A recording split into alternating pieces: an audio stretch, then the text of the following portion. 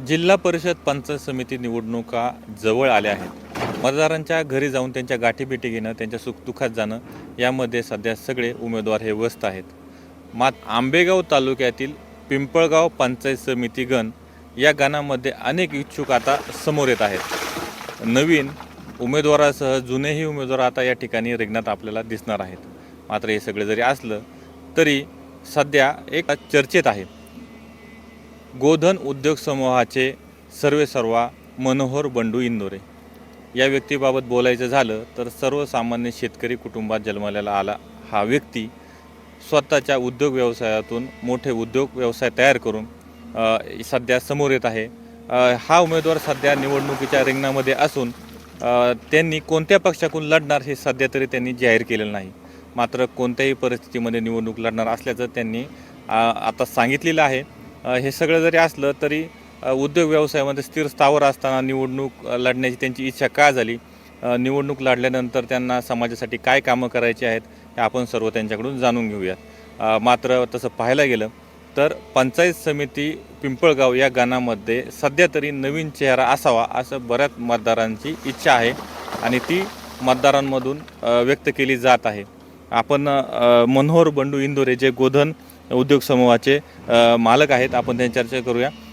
मला एक सांगा की तुम्ही आता निवडणूक रिंगणामध्ये उतरला आहात, निवडणूक लढायचं असं आपण सांगत आहात. काय आज एवढे स्थिर स्थावर आहात, तुमचा गोधन उद्योग समूह हा मोठा आहे आणि हे सर्व असताना आज तुम्ही निवडणूक लढणार आहात, काय कारण? नमस्कार, मी मनोहर बंडू इंदोरे, मुक्काम पोस्ट चांडोली खुर्द, तालुका आंबेगाव, जिल्हा पुणे. आता मला माझ्या कुटुंबामध्ये माझं सगळं स्थिर स्थावर झालेलं आहे आणि आता मला थोडं समाजाची सेवा करायची किंवा शाळेचं काही जिल्हा परिषद शाळा असतील किंवा दवाखाने वगैरे असतील त्यामध्ये काही गैरसोयी असतील माझ्या निदर्शनास आल्या. मी स्वतः गेल्यानंतर मला काय असं गैरसोयी असतील त्या दूर करावा असं मला वाटतं. म्हणून मला थोडं याच्यात पंचायत समिती गणातून उभं राहण्याची संधी मिळाली तर मी सोनच करेल. आता हे सगळं झालं, मात्र निवडून आल्यानंतर तुमचं विकासाची धोरणं काय असणार आहे, कशा पद्धतीने तुम्ही विकास करणार आहात, काय तुम्ही धोरणे घेऊन मतदारांसमोर जाणार आहात? मी आता आपल्या जिल्हा परिषद शाळा आहेत, या शाळेमध्ये मुलांची संख्या घटत चालली आणि ती संख्या का घटत चालली आणि मुलं बाहेर का पाठवतात त्याविषयी मी थोडंसं जाणून घेतलं.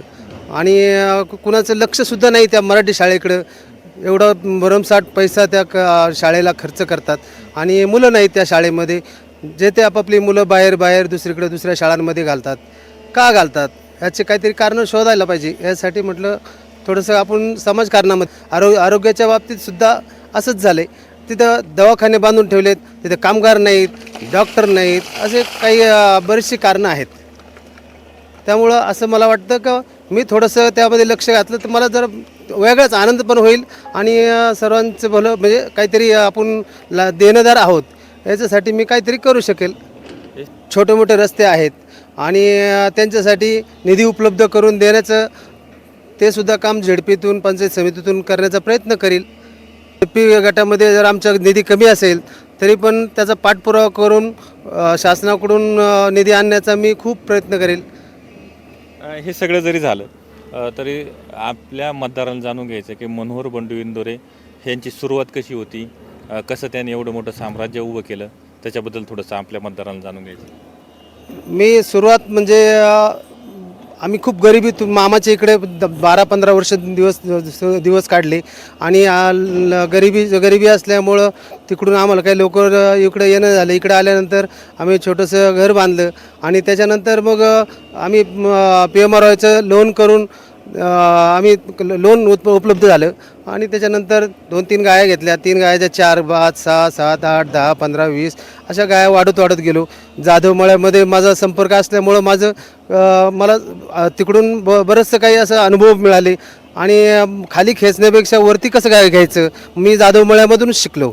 आणि तिथून पुढे मग गायांचा 1-2-3 वर्ष व्यवसाय केला. त्याच्यानंतर मग एक JCB घेतलं, ट्रॅक्टर घेतला, JCB घेतलं, नंतर परत एक JCB, असं हळूहळू 3-4 JCB घेतले. नंतर हळूहळू माझीसुद्धा हिंमत वाढत गेली आणि नंतर छोटं पोकलँड, नंतर मोठं पोकलँड.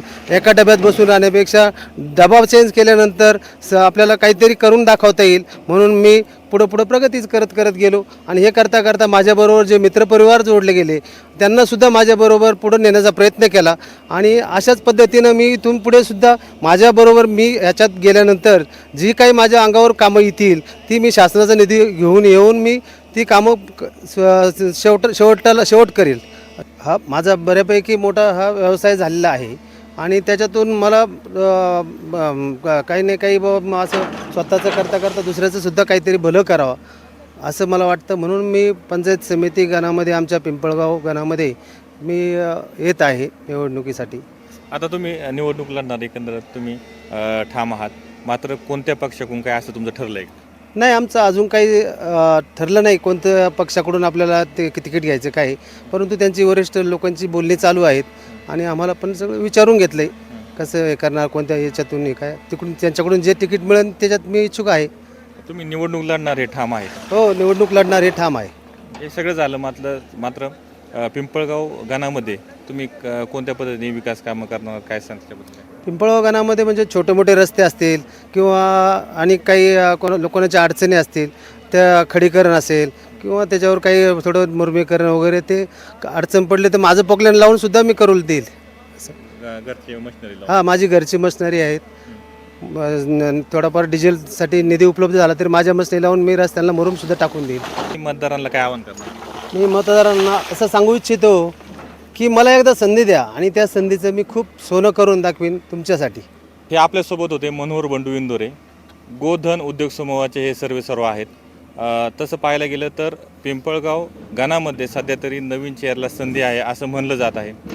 भविष्यामध्ये हे आपलं नशीब या ठिकाणी आजमावणार आहेत.